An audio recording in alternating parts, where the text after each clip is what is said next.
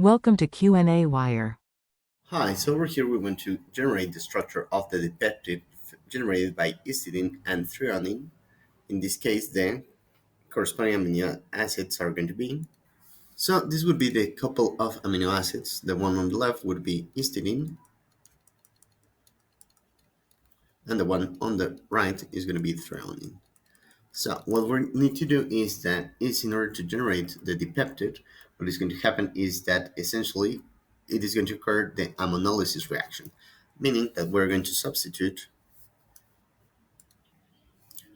the OH portion of the molecule with the NH over here, generating the dipeptide bond. So the result would be, in this case, I'm going to take advantage of the drawing that we already have for histidylthreonine.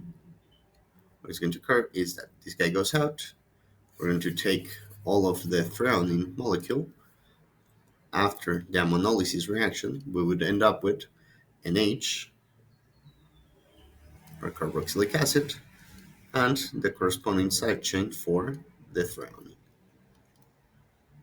So now the only thing that we need to verify is going to be the physiological pH. In order to do so, the we're going to check what is going to be the pKa's. So for the amino part of the histidine, the pKa is going to be equal to 9.33. For the pKa of the carboxylic acid corresponding to the threonine, it is going to be equal to 2.09. For the side chain, in the case of threonine, the pKa would be equal to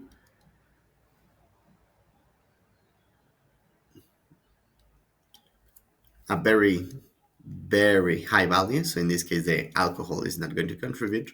But in the case of histidine, this nitrogen over here is going to have a pKa corresponding to approximately 6.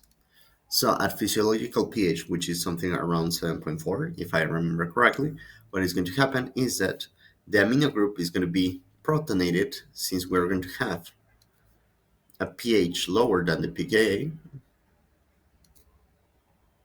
nitrogen plus, and the OH group is going to be deprotonated, since the pH is going to be higher than the value for the pKa.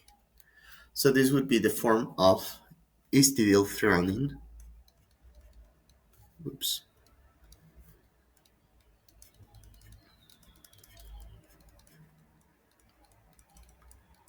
At physiological pH. The side chain as well is going to be deprotonated because the pH is going to be higher than the pKa. So in this case, we can leave the imidazole ring as is. And with that, it would be all. Thank you very much and have a good one.